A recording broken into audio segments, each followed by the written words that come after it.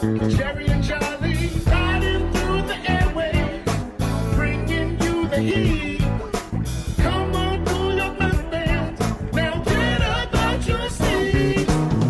They're bringing you all things Mets. They're bringing you all things Mets. They're bringing you all things Mets. Now you're listening to Shea Station. Hello, everyone, and welcome back to the Shea Station podcast. Today is Monday, December 23rd, 2 days from Christmas. Happy holiday season to you and yours. Hope you're cozied up in your house right now on a very brisk 11-degree morning over here in New Jersey. The Mets have made some moves. They made a big move in the middle of the night last night. I was sound asleep, cozy in my bed, and woke up to the fantastic news that Sean Manaea will be returning to the New York Mets on a 3-year, $75 million deal. No Jerry Blevins today, so I'll be doing a solo pod to discuss this signing. But I wanted to do an episode because this is the biggest non-Juan Soto signing of the offseason for the New York Mets. Big for their rotation, which had a lot of question marks going through the offseason.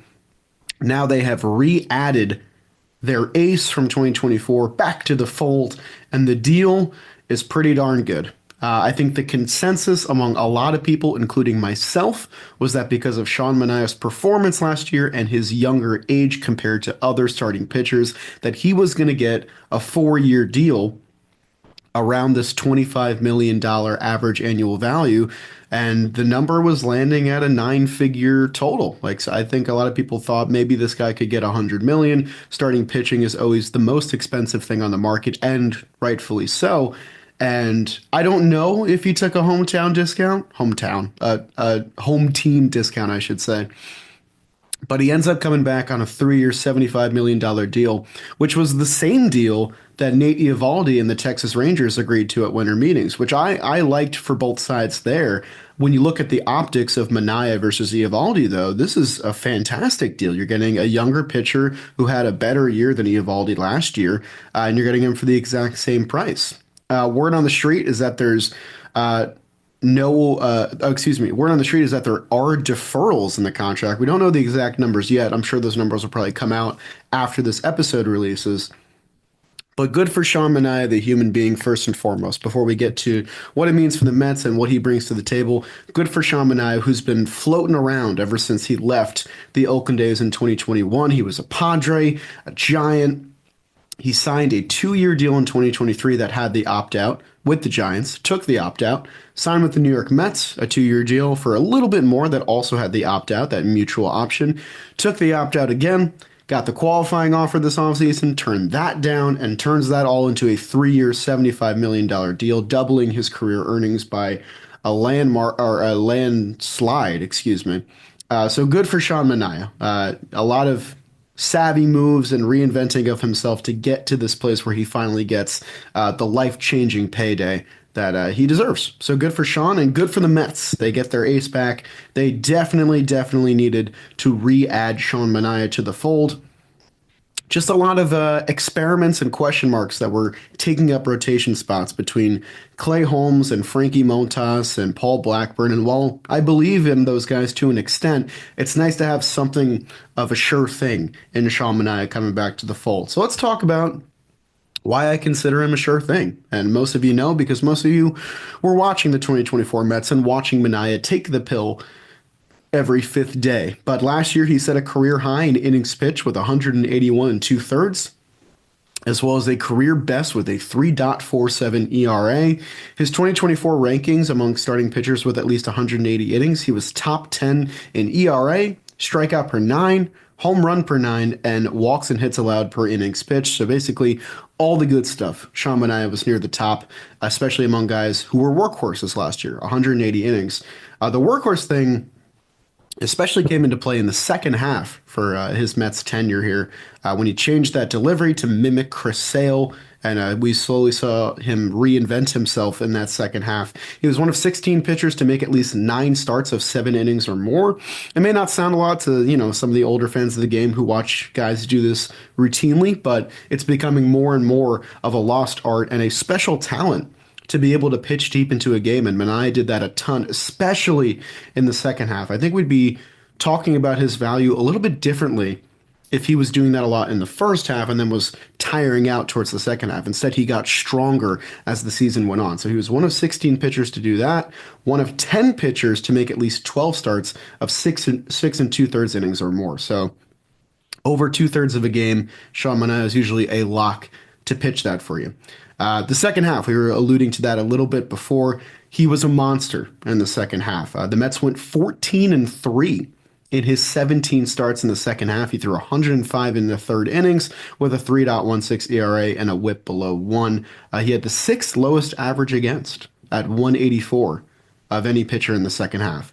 So stats aside, Sean Manaea is a big add. He instantly becomes the best starting pitcher in the rotation, at least the most accountable one, because we don't really know what we're going to get with Kodai Senga. But I want to speak sentimentally for a moment, now that the numbers are kind of just out of the way. This was a guy I really wanted to see come back. A lot of what we loved about the 2024 Mets was the clubhouse mojo, the friendships between players, the belief that the teammates had in one another and in their manager and Carlos Mendoza. Sean Manaea was maybe the face of all of that. I mean, you had Luis Severino with his OMG sign. You had Lindor taking on leadership capabilities and, blossoming into the team captain that we all thought he could be years ago. But you want to talk about a guy that was new on the block, came in and completely embraced the blue and orange. It was Sean Manaea. You saw the emotion in his NLDS start against Philadelphia, blowing a kiss to the sky. You saw the emotion after Game 6 of the NLCS, tears in his eyes in his post-game presser, and how proud he was of his teammates. Alongside Pete Alonso, this was going to be a guy I was going to have a lot of trouble seeing wear a different uniform in the ensuing season. So this was a guy I really wanted back. And I think we all knew, not just myself, I think we all knew going into this offseason that the 2024 Mets were not going to come back as a whole piece. It was a team of one-year deals, a team built to sell. And we knew that it was going to be impossible to get everybody back, nor would it be smart to just bring back the exact same team. But Manaea was one of the few guys I really wanted back. I think he deserved his big payday. I think the Mets were smart to pay him what he deserved. And in this starting rotation that really came together towards the end of the season, there was thought that we could get Luis Severino back, and then he got that 3-year deal with the A's. And then I don't think a lot of people were thinking Quintana would be back. So the starting rotation was going to be the one that was turned over the most in terms of areas of the roster. So it's really nice that Sean Manaea is the piece that is coming back to bring some sort of stability with that rotation, because he was the most consistent guy in the second half. It felt like every fifth day, especially in the second half, when the Mets were 14-3 in his 17 starts, you felt like the ace was pitching and you were going to get a win. So getting him back for $25 million a year and only committing to a 3-year deal is a slam dunk home run signing for the Mets. Love the value and love it for Sean. Sean deserved that money. Sean, I maintain, I think he could have got more elsewhere. I maintain that. I think he might have taken less is a wrong word, but maybe he could have waited longer to get more. But I think there was a mutual interest in the two sides reuniting. And we saw those quotes during the season. Manaea had said it would be very easy for him to come back here. So I think the demand wasn't that high. And that's the kind of stuff you get when you build a winning culture and a good clubhouse culture. Guys want to come play for you. When you develop the mantra that you make people better, which we'll talk about how Sean Manaea got better in just a moment, guys are going to want to come play for you. And it is just such a wonderful time to be a Mets fan. This is really an organization and front office that I feel super proud to be a fan of. And Sean Manaea and this signing is a textbook example of that. I feel proud that Sean Manaea came here, feeling lost in his career, as he said in his own words, reinvented himself, found a love for the team and the fan base, and came back. That makes me very, excuse me for getting sentimental, makes me very happy as a fan. So Sean Manaea is back in a 3-year, $75 million deal. Bing, bang, boom. Let's talk about why he got that money. Most of you know this if you've been listening to Shea Station for a while, but for those who are new or maybe are a little bit less unfamiliar with Sean Manaea's 2024 story, he came into the season as a fastball breaking pitch kind of guy, a strikeout kind of guy. And if you saw him pitch for the Padres or the Giants, you know that those strikeouts were there, but he would get hit pretty hard at times. He was susceptible to the long ball. His average exit velocity was pretty high. He lived in the zone a lot. And one of the key changes that the Mets made, not only with Sean Manaea, but also Luis Severino, and that's why he got his big payday as well, is we made these guys sinker ballers. You know that the Mets infield defense is pretty solid when you have a guy like Francisco Lindor playing the toughest position on the field. So the Mets took Sean Manaea. They dropped his four-seam fastball usage from 56.2% to 11% between seasons and jacked up his sinker, 0.8% to 44.7%. That sinker that Manaea threw had a plus 15 run value last year, which was fifth best in Major League Baseball. Some of the names that he's up alongside, Zach Wheeler was number one, Paul Skeens was number two, and Logan Webb was number three. Three of the best pitchers, not only in the National League, but in baseball. And Manaea threw his sinker more than most of those guys. Of guys who threw it at least 800 times, it's just Logan Webb and Sean Manaea at the top. That's the kind of caliber you're talking about with this being his primary pitch. He also started throwing a sweeper as opposed to a hard slider, opting for more movement, so his sweeper jumped 7%, his slider dropped 8%. So he became a sinker sweeper kind of guy, just like Severino. And he also altered his delivery. I mentioned it before, but after watching Chris Sale pitch against the Mets at Citi Field and during the All-Star break, Manaea dropped his arm slot mid-season, and that's why you got those better numbers in the second half. So we think, as fans and probably in the Mets front office, that Sean Manaea, in the last 3 months of 2024, at age 31, let me make sure I got that right, at age 32, excuse me, we think that he just found the best version of himself. Because his velocity dropped this year, but he still got the best numbers of his career. So that makes me pretty comfortable going forward with a 3-year deal of like, well, if velo doesn't matter as much because he's getting way more movement on his pitches now, then I like Sean Manaea's outlook for the next 3 years. So we'll see. But in terms of pure value and what you know and what you helped him develop in the second half of 2024, I love this signing for all sides. It's hard to not like. So the Mets starting rotation as of now is Sean Manaea at the 1. There's a new ace on the block, and thank goodness.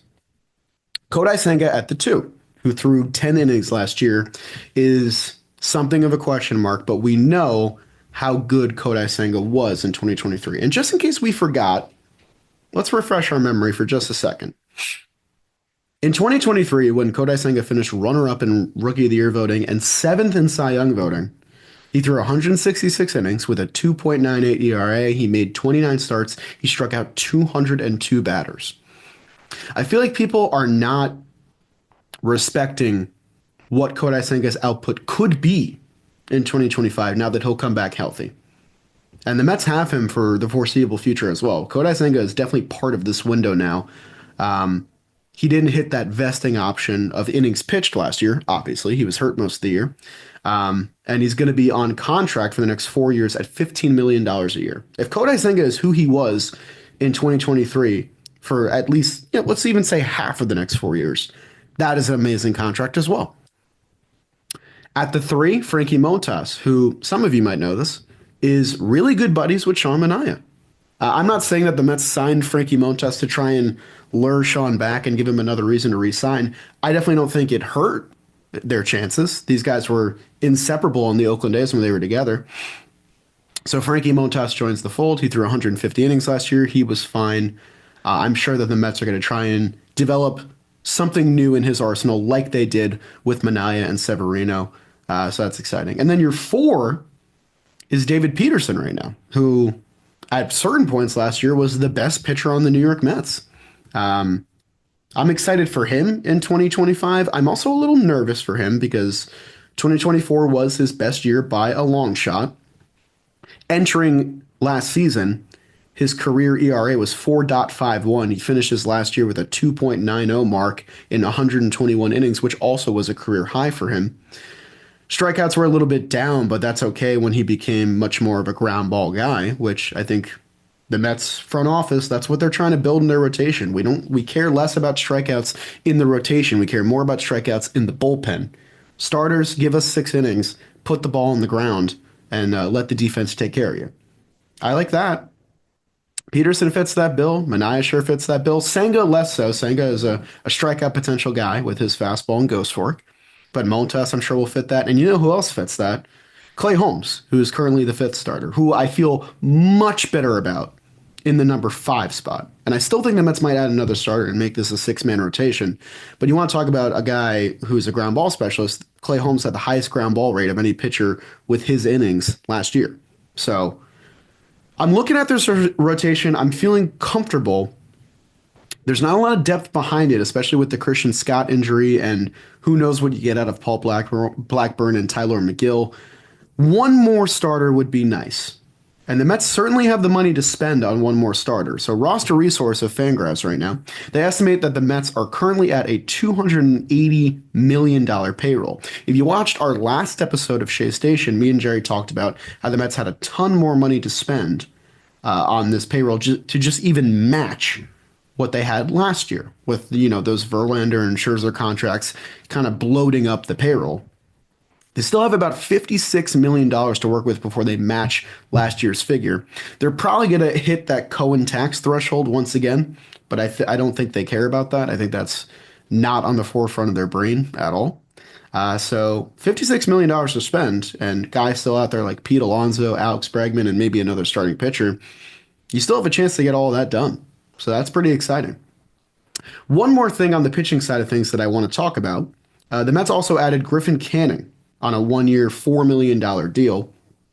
Canning's been bouncing around. He was on the Angels, one of the worst pitchers in baseball last year. He did beat us in one of his starts, though, so there's that. Then he gets traded to the Braves for Jorge Soler. The Braves instantly dump him, which I was pretty shocked by. He felt like a guy that the Braves could, take and just fix and make amazing, because that's, also what the Braves have been doing for a while. Let's not act like the Mets are the only team that can do that. The Mets pick him up for $4 million. Now, he threw 171 innings last year. I don't think the Mets are viewing him as a piece of the rotation, barring injuries to the rotation. He also allowed the most earned runs in baseball. He's currently slotted in our bullpen as a long reliever alongside Paul Blackburn. The Mets haven't gotten a long reliever to work, or swingman to work, quite as well as Trevor Williams did in 2022. I think they've been trying guys out in that role. No one's quite fit the bill as much as T. Will did 2 years ago. Canning gives me the vibe of a guy that potentially could. He's another one of these guys that throws that pin straight four-seam fastball that got hammered in the zone. But he has good breaking pitches that play off that. If the Mets make him a sinker baller as well, which all signs point to the fact that they will, because they do that with basically every struggling starting pitcher that they bring in, I like the upside of that signing. And worst case, it's $4 million. I think you got pretty good value out of him. So we'll see. I'm not sure what exactly to think on Griffin Canning yet. You can get real nerdy and dive into the data with him, but I like to look at things at face value just for the time being. We'll do that during spring training a little bit more. So that is the update on the pitching side of things for the New York Mets. I want to take the last part of this show to also do a little bit of an update on the Pete Alonso discourse, because first basemen have flown off the board this past week. And it's looking great for a New York Mets Pete Alonso reunion. If you're not up to speed, in this past week alone, the Diamondbacks traded for Josh Naylor to be their new first baseman, trading Slade Ciccone to the Guardians. As soon as the Guardians traded Josh Naylor, they signed Carlos Santana to a 1-year, $12 million deal to be their new first baseman. His third stint with the team, much deserved, good for him, coming off a Gold Glove, all that good stuff. The New York Yankees, who were rumored to be a suitor for Pete Alonso and a potential fit, as Jerry alluded to in our last episode of Shea Station, though I came back on him a little bit there. They signed Paul Goldschmidt to a 1-year, $12.5 million deal. So they're off the board. First baseman options. They're dwindling. Also, I forgot to mention the Washington Nationals just traded for Nate Lau from the Texas Rangers. Low, Lau, I always get those mixed up. He's going to be a good fit for them. He's under 2 years of control, so they are also out of the first baseman market. In terms of potential suitors for Pete Alonso, I thought all four of those teams were potential players that could sign him to a 3 to 4 year deal. But as we know, Pete Alonso's ask has been more in the 5 to 6 year range, especially after declining the 7 year extension worth $150+ million that he was offered last year, that he declined. He switched agencies to Boris Corp, and now we're in this situation. Jeff Passan actually just tweeted something pretty interesting the other day, basically just outlining the available first baseman left on the market after the flurry of moves that were made in this past week for first baseman. And let me tell you, it gets pretty thin pretty quick. I also forgot to mention Christian Walker signed a 3 year, $60 million deal with the Astros. So there's another first baseman that went to another place. Below Pete Alonso on the free agent market is Anthony Rizzo, who's coming off his career worst year and might still have concussion problems. Josh Bell, who's been serviceable. He's been a switch hitting, power hitting first baseman bat for a while. You know what you're going to get with him.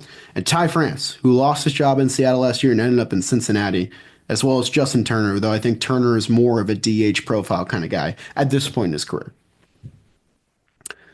So if you need a first baseman, it's kind of Pete Alonso or bust, unless you got an internal option that you like. And a lot of teams, I think, figured that out, and that's why they made their moves this past week.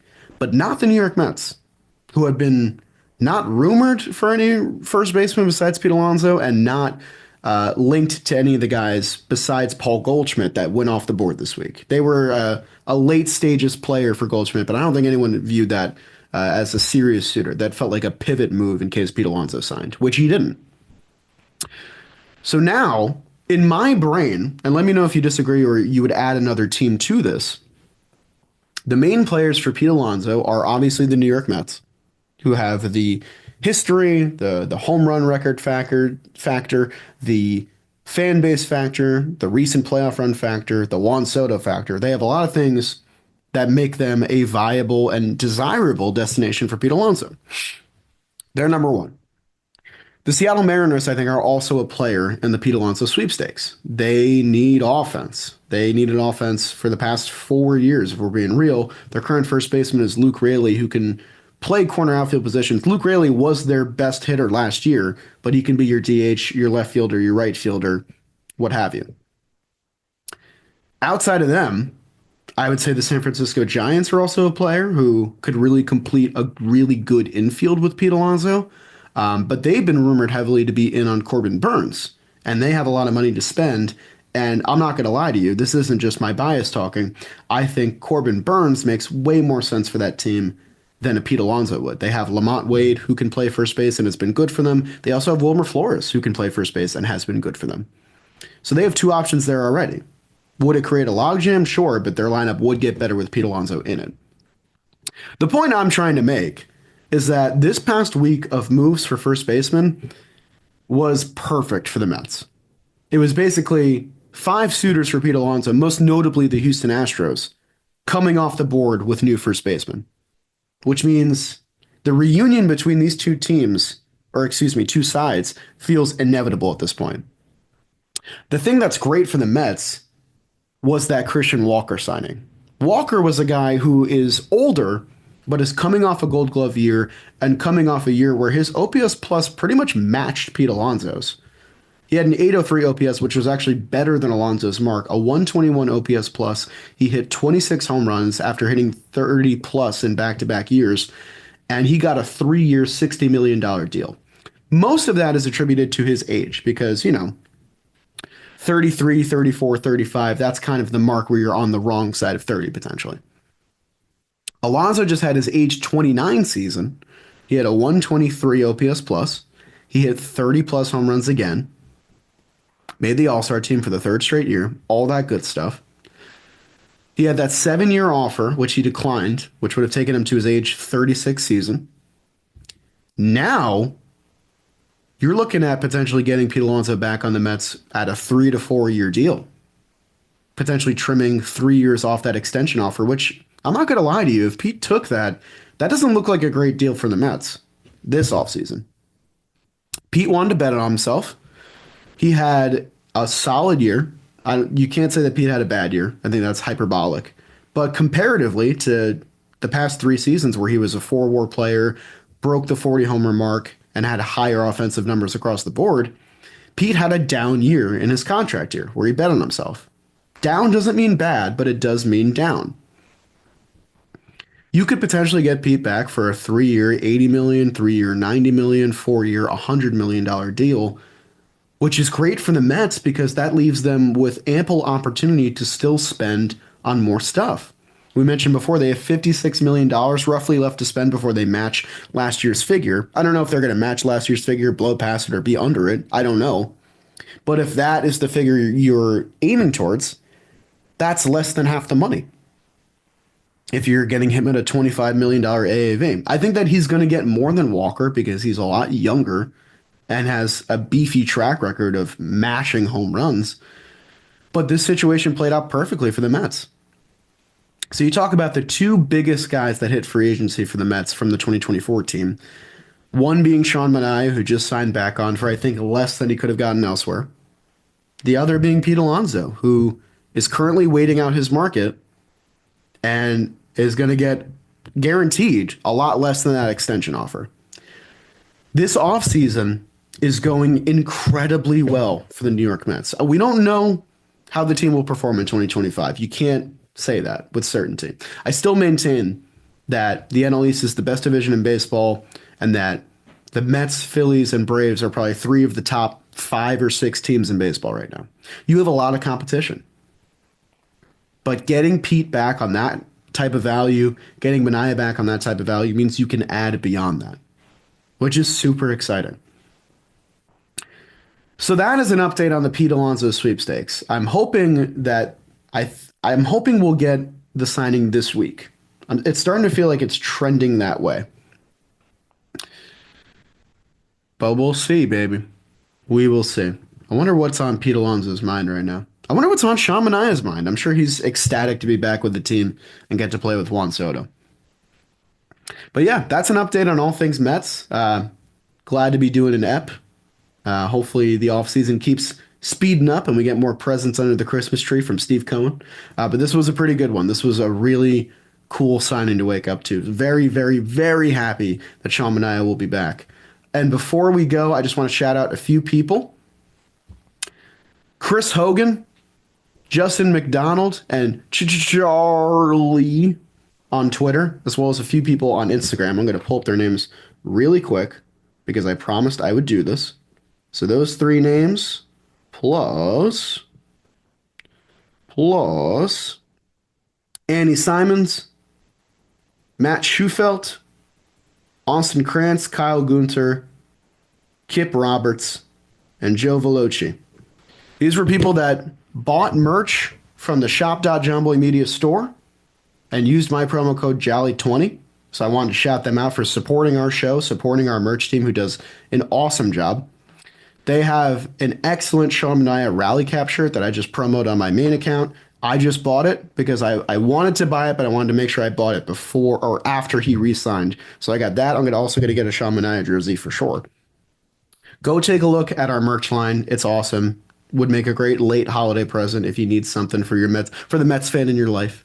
And if you love Sean Manaea, it's a great shirt. So I wanted to quickly plug that before we wrapped up today's show.